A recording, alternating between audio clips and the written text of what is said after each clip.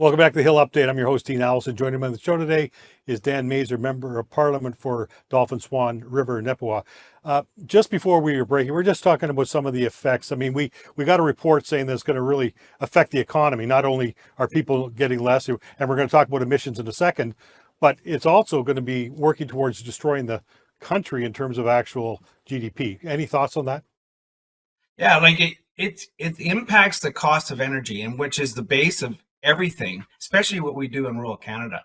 When they first implemented this thing, I questioned the government on, do you realize, being a farmer myself and living in rural Canada, like I didn't know the Liberal government really realized what profound impacts this would have on the rest of Canada. You think about this, they are increasing, they're going to quadruple the tax on your home heating bill.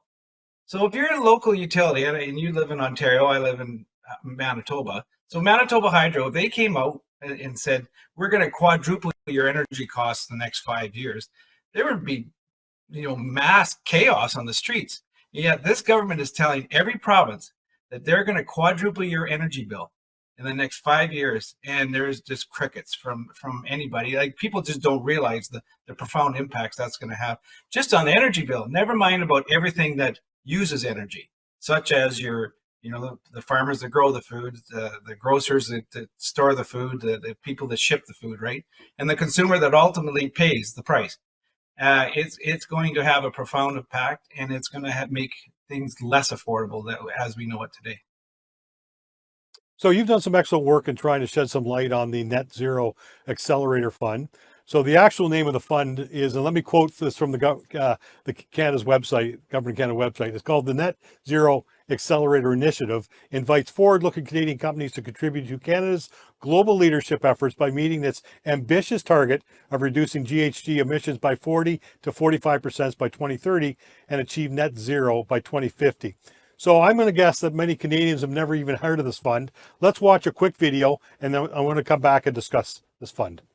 Commissioner, the Net Zero Accelerator is costing Canadians a staggering $8 billion. The Liberals say the purpose of this multi-billion-dollar program is to reduce emissions. Is the government tracking the value for money for this program? Yes or no? Not in a public way. We've made our own calculations of the value for money that we could based on the data they have, but we have seen no public reporting on the value for money, no. Wow. All right, so could you comment a bit? I mean, what exactly is the fund? What is it for? How much money is available? You talked about $8 billion. What are the targets? Who's eligible? What is going on with this fund? And I know you've done some great work on this, Dan, trying to figure it out. You saw my reaction there in the committee. I didn't think he was going to quite like that. It's quite staggering. So $8 billion fund. It's for the heaviest emitters in Canada. So to give them funds so they can start reducing emissions. That's the whole to get towards net zero. That is what the name, and it's an accelerator fund. That is the main purpose of the fund. That's what they're telling Canadians.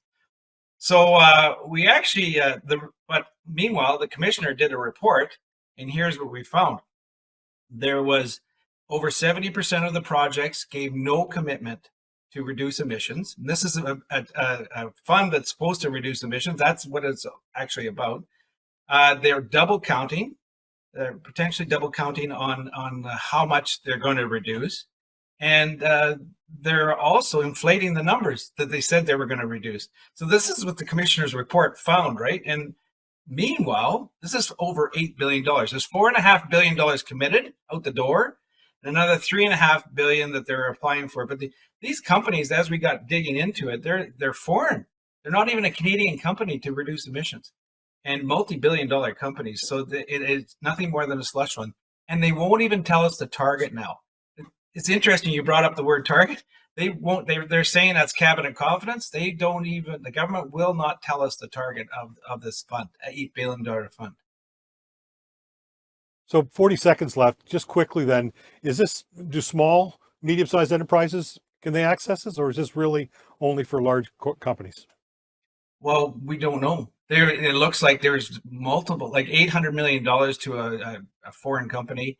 There was another one, two foreign companies. There was over a $1.5 billion given out to them. We have a list of 17. They won't tell us which ones reduced committed to reducing emissions or not. So we're right in the middle of that, trying to get the contracts, but we do have the list of the, I believe it's 17 companies right now that have received $8 billion or $4.5 billion with another 3.5 committed. So stay tuned.